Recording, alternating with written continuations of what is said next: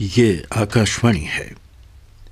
अब आप हरि संधू से समाचार सुनिए।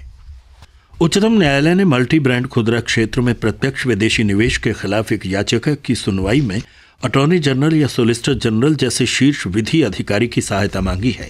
केंद्र को नोटिस जारी किए बिना न्यायमूर्ति आर.एम. लोढ़ा और न्यायमूर्ति के.आर. दवे की पीठ ने याचिकाकर्ता से याचिका की प्रति अटॉर्नी जनरल या सोलिसिटर जनरल को देने को कहा है। पीठ का कहना है कि उसे इस मुद्दे पर कुछ आवश्यक स्पष्टीकरण की जरूरत है। पीठ ने मामले की सुनवाई के लिए 12 अक्टूबर की तारीख तय की है और याचिकाकर्ता को निर्देश दिया है कि वो याचिका से एक पक्ष के रूप में प्रधानमंत्री का नाम हटा दे।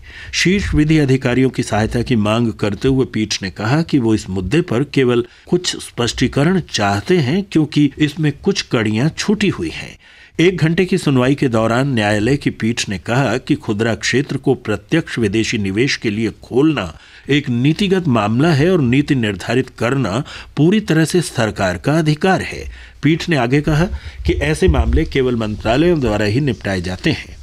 न्यायालय के एक वकील द्वारा दायर जनहित याचिका पर सुनवाई कर रहा था। उच्चतम न्यायालय ने गोवा में सभी 90 खानों में खनन का काम रोकने का आदेश दिया है। न्यायालय ने यह आदेश न्यायमूर्ति एम.डी. शाह आयोग की रिपोर्ट के आधार पर दिया, जिसमें पिछले 12 वर्षों में राज्य में अवैध खनन के कारण सरकार को 35,000 करोड़ रुपए का नुकसान होने का अनुमान लगाया गया है। खनन कंपनियों पर पहले से ही निकाले गए अयस्क का निर्यात करने या बेचने पर भी रोक लगाई गई है। न्यायमूर्ति आफ्ताब आलम की अध्यक्षता वाली 3 न्यायाधीशों की पीठ ने आयोग की रिपोर्ट को देखते हुए केंद्र और राज्य सरकार को नोटिस जारी किए हैं। पीठ ने उच्चतम न्यायालय द्वारा नियुक्त केंद्रीय अधिकार प्राप्त समिति से भी राज्य में अवैध खनन के बारे में 4 हफ्ते के अंदर रिपोर्ट पेश करने को कहा है। पीठ ने यह आदेश एक गैर सरकारी संगठन गोवा फाउंडेशन की जनहित याचिका पर दिया है।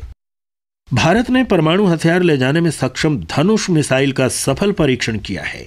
ये नौसेना के इस्तेमाल के लिए कम दूरी तक मार करने वाली पृथ्वी का ही एक रूप है। धनुष मिसाइल 500 किलोग्राम वजन तक पारंपरिक या परमाणु हथियार लेकर 350 किलोमीटर तक मार कर सकती है। प्रधानमंत्री कार्यालय ने स्पष्ट किया है कि यूपी अध्यक्ष सोनिया गांधी के विदेश दौरे और इलाज पर सरकार ने कोई खर्च नहीं किया। ट्विटर पर प्रधानमंत्री कार्यालय ने खुलासा किया कि श्रीमती सोनिया गांधी के विदेश दौरे और इलाज पर 1,880 करोड़ रुपए खर्च होने की बात पूरी तरह असत्य और भ्रामक है।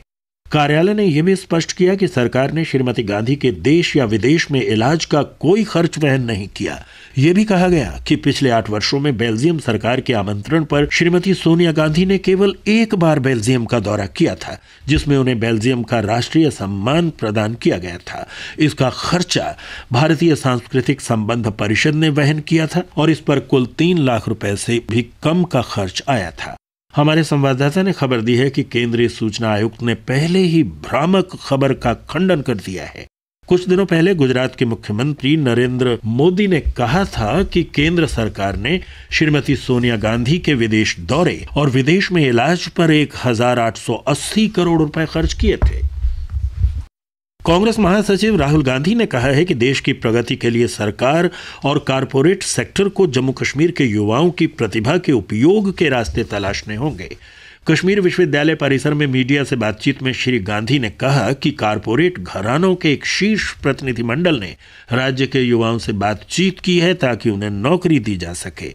हमारे संवाददाता ने खबर दी है कि श्री गांधी के साथ गए टाटा ग्रुप के प्रमुख रतन टाटा ने कहा कि अब वक्त आ गया है कि भारतीय कारपोरेट जगत कश्मीर के लिए कुछ करे। बाद में श्री राहुल गांधी ने राज्य स्तरीय पंचायत सम्मेलन को संबोधित किया।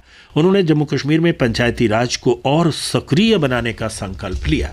केंद्रीय गृह मंत्री सुशील कुमार शिंदे कल पंजाब और जम्मू कश्मीर के दौरे पर जा रहे हैं, जहां वे करगिल समेत भारत पाकिस्तान सीमा के अग्रिम इलाकों में सुरक्षा स्थिति का जायजा लेंगे। सीमावर्ती राज्यों का गृह मंत्री के रूप में श्री शिंदे का ये पहला दौरा है। इसके साथ ही ये समाचार बुलेटिन समाप्त।